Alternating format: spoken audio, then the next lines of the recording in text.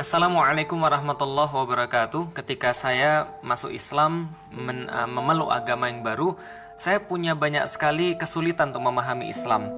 Namun akhirnya ketika saya mempelajari, lalu kemudian melihat referensi demi referensi yang saya dapatkan, Masya Allah, Islam itu sangat sempurna, paripurna, indah, istimewa. Dan saya mencoba untuk menyederhanakannya bagi orang-orang awam yang baru mau belajar tentang Islam, orang-orang yang baru mau tahu tentang Islam, yang mereka yang berhijrah dan mau mempelajari agamanya. Saya coba sederhanakan, dan akhirnya itulah yang kemudian menjadikan buku Beyond the Inspiration.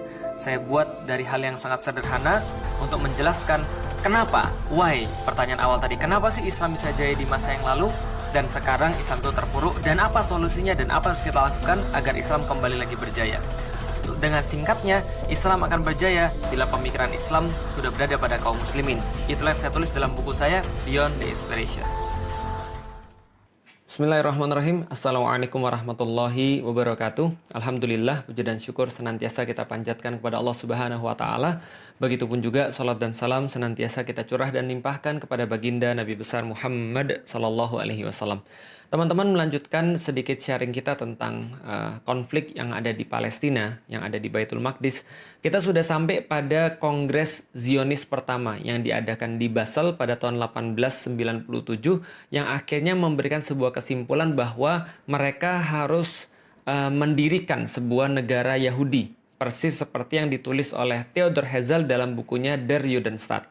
Nah, maka mereka mencari tanah untuk mendirikan negara Yahudi, dan tanah itu yang mereka inginkan pasti adalah tanah terjanji tentunya. Maka mereka datang kepada pemilik tanah terjanji yang mereka inginkan sebagai tempat pendirian negara Yahudi, yaitu adalah khalifah kaum muslim. Khalifah daripada kekhilafan Utsmani yang pada saat itu adalah Sultan Abdul Hamid kedua. Maka apa respon daripada Sultan Abdul Hamid kepada Theodor Herzl dan juga kelompoknya? Ini adalah yang bisa kita dapatkan.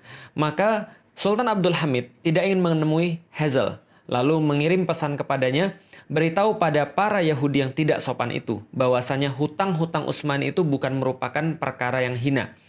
Prancis pun punya hutang dan tidak mempengaruhi mereka. Yerusalem adalah bagian dari tanah kaum muslim sejak Khalifah Umar menerima tanah itu dari Safronius. Dan aku tidak ingin menanggung malu dan beban sejarah dengan menjual tanah suci yang telah diamanahkan itu kepada para Yahudi, lalu mengkhianati amanah dan kepercayaan umat. Yahudi simpan saja harta mereka, sebab Utsmani tidak akan bersembunyi di balik istana-istana yang dibuat dari uang musuh-musuh Islam.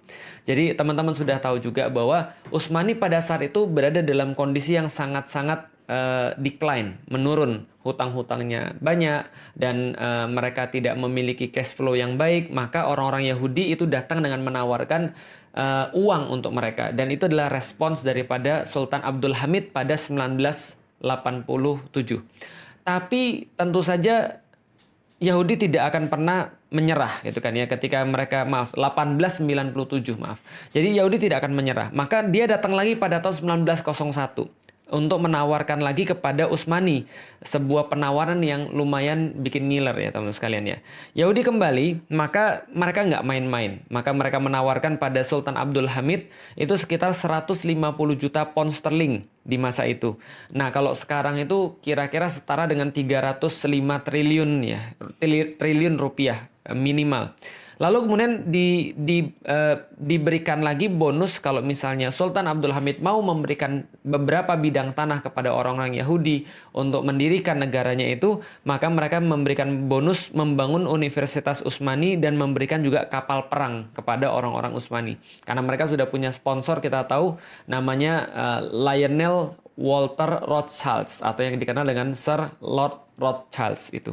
Maka kemudian Abdul Hamid berkata lagi kepada Herzl yang menawarkan tawaran-tawaran itu tadi. Nasihati Dr. Herzl, jangan sekali-kali meneruskan proyek itu. Aku tidak bisa berikan tanah itu karena tanah itu bukan milikku. Tanah itu milik umat muslim yang telah berjihad dan menyiraminya dengan darah mereka. Yahudi silahkan simpan uang mereka. Lalu kemudian Abdul Hamid melanjutkan, jika khilafah Islam dimusnahkan pada satu hari, mereka boleh mengambil tanah itu tanpa bayar. Jadi kayak apa ya? Kayak sebuah sebuah kedikdayaan gitu ya, sebuah kemuliaan, sebuah izah. Jadi pokoknya selama ada khilafah, selama aku masih ada, dan selama kaum muslim itu punya kekuatan, kalian nggak bakal bisa. Tapi kalau saya ini sudah nggak ada, ambil gratis aja. Seolah-olah ya Abdul Hamid mungkin nggak akan berpikir bahwa sebentar lagi khilafah itu ya tidak akan ada di muka bumi, sehingga kaum muslimin tidak memiliki pelindung dan tidak memiliki perisai. Lalu kemudian beliau katakan, akan tetapi selama aku masih hidup, aku lebih rela menusukkan pedang ke dalam tubuhku daripada tanah itu dikhianati dan dipisahkan dari khilafah Islam. Aku tidak akan memulai pemisahan tubuh kami selagi kami masih hidup. Jadi itu adalah jawaban final yang diberikan oleh Abdul Hamid kepada Federasi Zionis. Nah, setelah itu Zionis nggak pernah datang lagi. Tapi walalam bisawab, setelah Abdul Hamid menolak mereka itu, walalam bisawab, siapa yang merancang Perang Dunia Pertama ini, tapi yang jelas setelah selesai Perang Dunia Pertama ini, keuntungan yang didapat paling besar adalah keuntungan bagi orang-orang Yahudi. Jadi apa yang terjadi? Tahun 1914 muncul perang. Pada saat itu ada blok sekutu melawan blok sentral. Blok sekutu itu diketuai oleh Inggris dan Prancis. Blok sentral itu diketuai oleh Jerman. Dan pada saat itu teman-teman sekalian, Khilafah Utsmani itu berada bareng dengan blok sentral. Loh kok bisa jadi bareng blok sentral berada sama Jerman? Itulah satu misteri yang sampai sekarang orang-orang juga heran. Kenapa Utsmani tidak mempertahankan netralitasnya, justru malah gabung sama blok Jerman? Dan kita sudah dapat sampai sekarang bahwa ada banyak sekali intrik yang terjadi di Khilafah Utsmani pada saat itu, bahwa sultan yang ada hanya sekedar sultan kayak apa ya, simbol saja, tapi pemerintahan itu sebenarnya dijalankan oleh satu partai yang partai itu tidak mau dikendalikan oleh sultan. Jadi berada di luar kendali sultan. Dan mereka punya satu menteri, yang menteri ini akhirnya justru membuat kesepakatan rahasia dengan Jerman ketika justru Jerman sudah mengumumkan perang terhadap sekutu. Maka seolah-olah sekutu bilang, ya udah kalau gitu Utsmani adalah bagian daripada blok sentral. Maka Utsmani mau nggak mau harus ikut perang. Karena seolah-olah sudah ya memang ikut perang. Nah itulah dalam tanda kutip ketidaksengajaan orang-orang Utsmani, Khilafah Utsmani untuk ikut perang. Dan hasilnya sudah kita ketahui, berakhir pada tahun 1916 dimenangkan oleh pasukan sekutu, dan saat itu seluruh yang kalah itu harus menanggung pembiayaan perang dan sekaligus kerugian perang. Nah, khusus untuk Utsmani, maka wilayah-wilayahnya itu dibagi oleh Inggris dan Prancis lewat perjanjian Sykes-Picot pada tahun 1917. Sykes ini adalah seorang komandan dari Inggris, Picot ini adalah seorang komandan dari Prancis. Mereka bersepakat untuk berunding dan membagi wilayah-wilayah Utsmani. Dalam perjanjian ini, maka mereka membagi wilayah-wilayah, ada wilayah bagi Inggris, ada wilayah-wilayah bagi Prancis, dan mereka menggunakan ada satu wilayah bersama, wilayah khusus, yaitu adalah wilayah Palestina dan sekitarnya, itu dikasih wilayah khusus. Tapi sebenarnya yang punya siapa? Yang punya adalah Inggris. Ketika kita sudah paham bahwa Inggris memiliki wilayah kaum muslim termasuk wilayah Palestina atau wilayah Baitul Maqdis, berikutnya kita sudah duga. Lord Rothschild langsung nulis surat permintaan kepada pemerintah Inggris, lalu direspon oleh Menteri Luar Negeri Inggris yang pada saat itu dijabat oleh Lord Balfour, jadi Arthur James Balfour. Maka Arthur James Balfour itu mengeluarkan satu deklarasi yang kita kenal dengan nama Deklarasi Balfour. Nah, jadi Deklarasi Balfour ini dikeluarkan pada tanggal 2 November 1917, yaitu adalah kata-kata kira-kira begini. Dear Lord Rothschild, I have much pleasure in conveying to you on behalf of His Majesty Government the following declaration of sympathy with Jewish Zionist aspiration, which has been submitted to and approved by the Cabinet. His Majesty Government view with favor the establishment in Palestine of a national home for the Jewish people and will use their best endeavors to facilitate the achievement of this object. It being clearly understood that nothing shall be done which may prejudice the civil and religious rights of existing non-Jewish communities in Palestine, or the rights and political status enjoyed by Jews in any other country. I should be grateful if you would bring this declaration to the knowledge of the Zionist Federation. Jadi pertama kali yang memberikan tanah itu kepada orang-orang Yahudi adalah Inggris. Dan Inggris memperkuat ini lewat diterbitkannya Mandate for Palestine. Pada tahun 1922, Inggris yang pada saat itu mengetuai Liga Bangsa-Bangsa atau League of Nations ini memberikan Mandate for Palestine untuk menjadikan legitimasi bagi orang-orang Yahudi untuk pindah ke tanah terjanji versi mereka dan mendirikan negara Yahudi. Nah, seperti yang sudah kita duga, sejak tahun 1920, 1921, 22 sampai dengan 1939, sampai dengan 1940 dan seterusnya, itu puluhan ribu, bahkan ratusan ribu atau lebih besar lagi, jutaan orang itu pindah untuk menuju kepada tanah terjanji.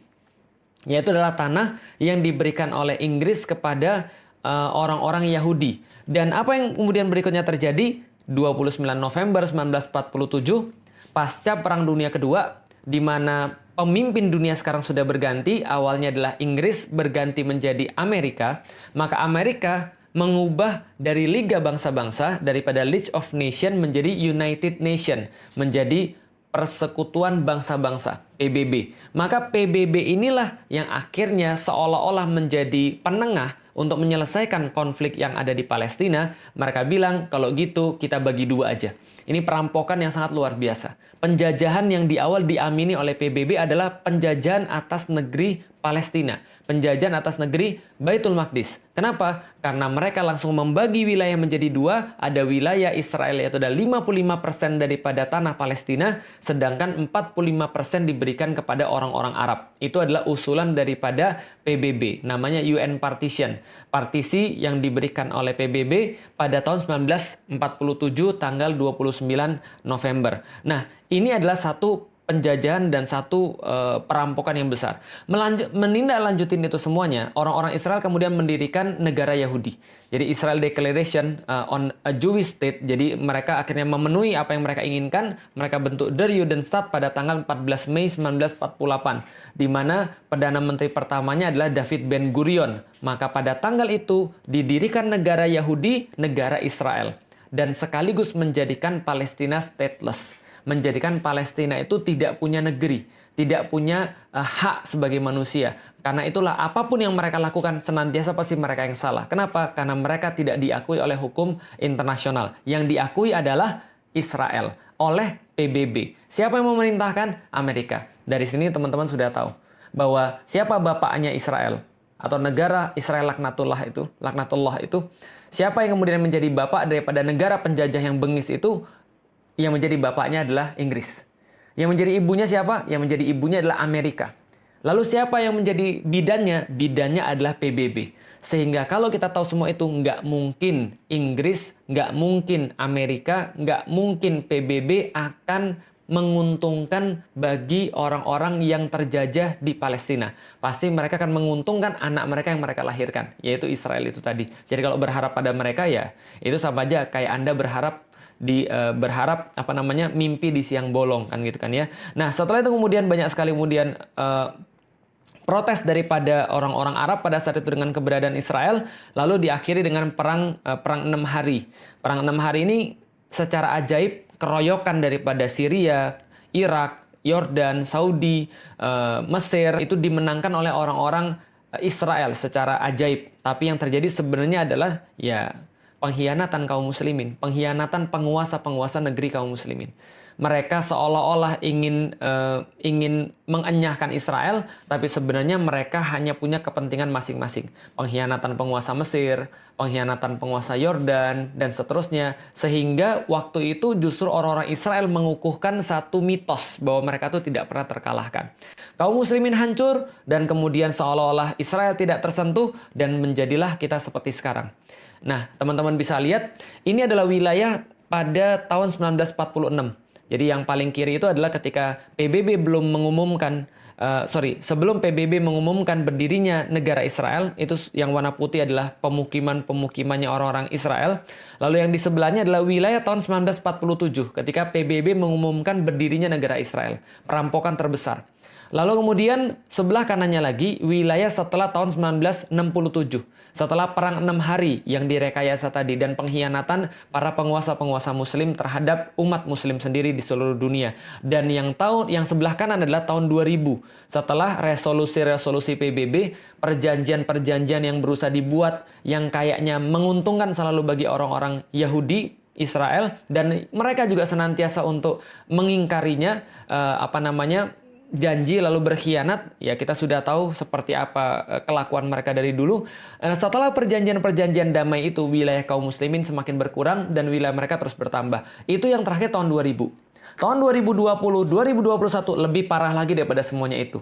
Makanya kemarin yang memicu keributan adalah ketika daerah Sheikh Jarrah itu kemudian diambil oleh orang-orang Israel dengan sekendak hati, tanpa ada hukum. Ya memang nggak ada hukum di situ. Kenapa nggak ada hukum? Karena orang-orang Palestina itu nggak punya negara. Orang-orang Muslim yang ada di situ itu stateless. Mereka nggak punya negara, nggak punya hukum yang bisa melindungi mereka. Maka apapun yang mereka lakukan senantiasa salah. Nah, yang pengen kita sampaikan adalah teman-teman sekalian, setelah PBB itu mengumumkan berdirinya negara Israel, maka pembantaian demi pembantaian dilakukan atas nama hukum. Dan hilangnya nyawa, meregangnya nyawa orang-orang yang ada di Palestina, yang ada di Baitul Maqdis, yang mereka adalah Muslim, dan itu tidak dianggap sebagai kejahatan kemanusiaan. Kenapa? Karena bagi orang-orang yang ada di PBB, bahkan orang-orang di Palestina itu bukan manusia. Kenapa? Karena mereka tidak diakui sebagai manusia. Stateless, mereka tidak punya negara, sehingga mereka tidak bisa untuk dibela secara hukum. Kenapa? Karena mereka stateless. Karena kenapa? Karena Israel yang diakui sebagai satu-satunya negara. Maka kemarin ketika saya mendengar ada orang-orang bilang, itu peta Palestina dihapus dari Google. Sejak kapan Google memakai peta Palestina? Sejak kapan Google mencantumkan Palestina sebagai sebuah negara? Mereka nggak diakui. Kenapa nggak diakui? Karena secara hukum dunia, itu bukan sebuah negara. Yang negara cuma Israel. Maka kita lihat sekarang Israel cuma yang dicantumkan di peta. Karena memang yang diakui sebagai negara adalah dia. Siapa yang ngakui negara? PBB. PBB kan bidannya. Maka kalau misalnya ngarep PBB nyelesain masalah Palestina, nggak akan mungkin. Menyelesaikan masalah di Baitul Maqdis, nggak bakal mungkin. Karena mereka yang bikin masalahnya di awal. Jadi teman-teman sudah paham. Nah, kenapa misalnya PBB bisa begitu? Ya karena mereka didukung. Didukung oleh siapa? Mereka didukung oleh Amerika, mereka didukung oleh Inggris, mereka didukung oleh kebanyakan orang-orang penguasa di dunia.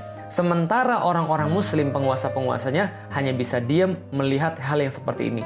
Kalaupun ada yang berbicara, alhamdulillah ada yang berbicara, maka yang berbicara ini posisinya terjepit. Maka yang berbicara ini tidak bisa berbicara lantang. Kenapa? Mereka tidak bisa mengerahkan pasukan militer ke sana karena bertentangan dengan hukum internasional. Maka ini yang kemudian bisa kita lihat pada saat ini. Nah, apa yang bisa kita lihat pada Januari 2009 misalnya, ketika orang-orang Israel laknatullah menunjukkan kebiadabannya sekali lagi kepada kaum muslimin dengan menghujani kaum muslimin dengan rudal-rudal, dengan senjata-senjata kimia yang sangat tidak manusiawi, tapi tetap aja dibela sama Amerika. Obama misalnya berkomentar, Israel have a rights to defend itself. Kenapa? Karena ketika munculnya pun ketika dia pengen jadi presiden, ya dia berpidato di depan AIPAC, American Israel Public Affairs Committee, dan mengatakan komitmennya untuk mendukung orang-orang Israel dan mendukung kemuktahiran senjata-senjata Israel sebesar 30 miliar US dollar. Jadi ini yang kemudian dijanjikan oleh Amerika terhadap pemerintahan Israel. Dan mereka menggunakan ini sebagai kayak komitmen. Kalau misalnya mau jadi presiden ya harus dukung Israel. Kalau nggak mau dukung Israel ya susah untuk jadi presiden. Kenapa? Karena nggak didukung oleh komunitas Israel. Nggak didukung oleh komunitas Yahudi. Lalu gimana dengan penguasa-penguasa Muslim? Ya itu yang kita kemudian agak miris. Kok bisa ada orang-orang Muslim yang justru diam ketika melihat saudara-saudara Muslimnya dizolimi. Dengan kata-kata itu bukan negara saya. Bahkan Mesir itu menghalangi orang-orang yang mau untuk mengungsi. Menghalangi suplai air bersih dan menghalangi suplai logistik ke situ. Bahkan negeri-negeri yang lain juga nggak peduli melihat kondisi itu, seolah tutup mata. Padahal mereka sama-sama orang-orang Arab. Padahal mereka sama-sama Muslim. Mereka sama-sama Qur'annya sama, kiblatnya sama, rasulnya sama. Tapi mereka tidak bisa berbuat apapun, bahkan cenderung diam, bahkan bekerja sama dengan penjajah-penjajah Israel ketika kaum muslimin sedang dibunuh di situ. Ini adalah sesuatu yang sangat miris sekali teman-teman sekalian. Nah, maka apa yang bisa kita lakukan teman-teman sekalian? Ketika kita melihat semua ini, ya nggak ada yang bisa kita lakukan. Yang bisa kita lakukan ya sesuatu yang tidak esensial, seperti berdoa dan berdonasi, mungkin sharing tentang perkara-perkara kayak gini. Nggak ada yang bisa kita lakukan lebih daripada itu. Kenapa? Karena kalau teman-teman nyimak dari awal, kita jadi tahu permasalahan kaum muslimin adalah karena mereka tidak bersatu. Karena mereka tidak bersatu, mereka tidak punya kekuatan. Kenapa mereka tidak punya kekuatan? Mereka tidak punya kepemimpinan. Maka yang bisa menyelesaikan permasalahan Palestina, permasalahan Baitul Maqdis adalah ketika kaum muslimin itu bersatu dan mereka punya kepemimpinan sehingga mereka terorganisir dengan kekuatan mereka. Itu yang terjadi pada masa-masa yang lalu ketika orang-orang Yahudi tidak bisa berbuat apapun. Mereka tidak bisa untuk menyerang kaum muslimin. Mereka tidak bisa untuk menakut-nakuti kaum muslimin. Mereka tidak bisa untuk berbuat seenaknya ketika kaum muslimin masih punya kekuatan pada masa lalu di bawah kekhilafan Utsmani tadi itu. Maka tidak ada yang bisa menyentuh Baitul Maqdis. Kenapa? Karena kaum muslimin akan membela dengan darah mereka. Kaum muslimin akan membela kehormatan negeri mereka dengan seluruh kekuatan yang mereka punya. Tapi sekarang ketika itu tidak ada, maka kita tidak bisa berbuat apapun. Karena kita tidak punya kekuatan, kita tidak punya persatuan. Lalu gimana caranya? Mengacu pada Rasulullah SAW, maka yang pertama adalah kita harus berjihad secara ilmu. Pahami tentang Baitul Maqdis, ngerti tentang Baitul Maqdis. Pahami tentang Palestina. Apa yang harus kita perjuangkan sebenarnya? Perjuangan apa yang tidak akan punya buah? Perjuangan mana yang dilakukan oleh Rasulullah SAW? Misal, kalau orang nggak ngerti teman-teman sekalian terhadap masalah ini, maka dia akan bilang, oke, kalau gitu kita akan minta agar kita kembali pada daerah 1947. Yaitu adalah ketika PBB membagi dua wilayah ini, yaitu adalah wilayah Israel 55% dan wilayah kaum muslim 45%. Ini salah. Karena mereka nggak ngerti, kok malah diperjuangkannya adalah wilayah ketika terjadi perampokan. Kayak kita, ada orang tiba-tiba masuk ke rumah kita, lalu dia bilang, saya bawa surat dari RT. Bahwa mulai dari hari ini, RT bilang bahwa rumah ini kita harus bagi dua. Kamu tinggal di WC dan di dapur, saya ambil selain itu. Emang kita terima kalau kayak gitu? Ini kan perampokan. Ini kan penjajahan. Kok kita malah terima yang kayak gitu? Kok malah kaum muslimin menyerunya pada wilayah 1947? Kita nggak mau. Kita nggak mau wilayah 1947. Kita nggak mau wilayah 1967. Apalagi setelah Perang 6 Hari. Kita nggak mau wilayah yang sekarang. Dan bahkan kita nggak mau wilayah sebelum UN mengatakan partisi, yaitu adalah wilayah tahun 1946. Kita juga nggak mau. Yang kita mau apa? Itu adalah wilayah kaum muslimin. Penjajah harusnya dienyahkan. Orang yang merampok harusnya nggak boleh di situ. Ini adalah solusi sebenarnya. Maka solusi terhadap penjajahan ya berarti dibebaskan. Sebagaimana Umar bin Khattab membebaskan Baitul Maqdis. Sebagaimana Salahuddin Al-Ayyubi membebaskan Baitul Maqdis. Jadi penjajah itu bukan negosiasi. Tapi penjajah itu harusnya diusir. Sebagaimana penjajah Belanda itu diusir dari Nusantara. Bukan bernegosiasi, gitu loh maksudnya. Nah, maka kita harus kemudian yang pertama adalah jihad ilmu. Dan Rasulullah SAW mencontohkan bahwa ini dilakukan sepanjang 14 tahun. Setelah itu, Rasulullah melakukan jihad negosiasi atau jihad politik yang dilakukan oleh Rasulullah sepanjang 2 tahun. Mengirimkan surat-surat, bernegosiasi dengan penguasa-penguasa yang ada di Baitul Maqdis, dan seterusnya. Lalu setelah itu baru Rasulullah menempuh jihad militer yang berakhir dengan pembebasan Baitul Maqdis di zamannya Umar bin Khattab pada tahun 638 Masehi. Inilah kemudian yang menjadi sebuah pengetahuan bagi kita yang pengen saya sharing teman-teman sekalian. Jadi teman-teman sekarang ngerti kenapa sih Palestina itu bermasalah. Atau lebih tepatnya istilahnya adalah Baitul Maqdis itu bermasalah. Lalu apa yang bisa kita lakukan untuk menyelesaikan problem Baitul Maqdis secara long term, secara permanen, yaitu adalah membangun kekuatan itu dan membangun persatuan itu dan membangun kepemimpinan itu. Lalu apa yang bisa kita lakukan sekarang? Nggak ada yang lain selain doa, donasi, dan share pengetahuan tentang Baitul Maqdis agar kita tidak menjadi orang-orang yang memperhatikan Baitul Maqdis hanya ketika mereka menangis dan berteriak ketika mereka dibom, dihujani dengan peluru, ataupun dibunuh di depan mata kita. Sehari lagi kita menunda kebangkitan Islam, sama seperti sehari lagi kita memberikan waktu bagi penjajah Zionis biadab itu untuk membunuh saudara-saudara kita yang ada di Palestina.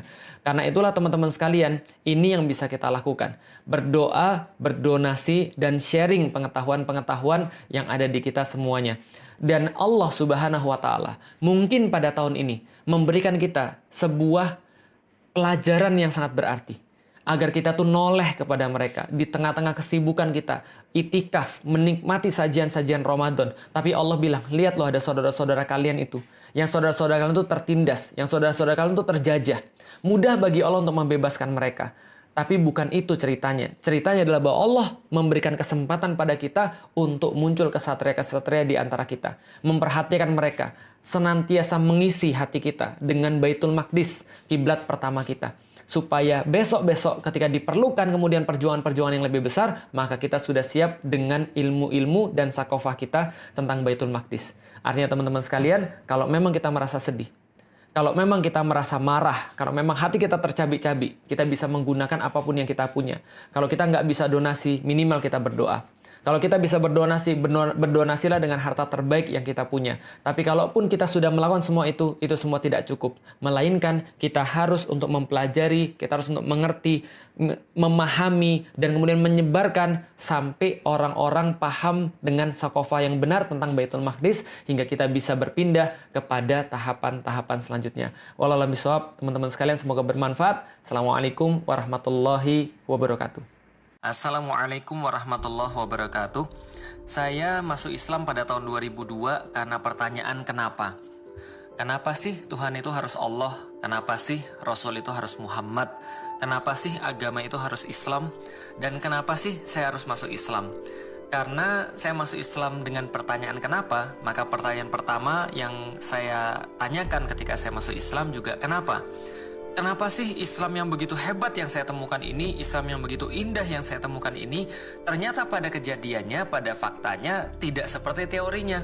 Islam yang sangat hebat, sempurna, paripurna, tidak ada tandingan, tapi ternyata pada kenyataannya kaum muslimin di mana-mana terpuruk, kaum muslimin di mana-mana terjajah, sangat mudah sekali diprovokasi.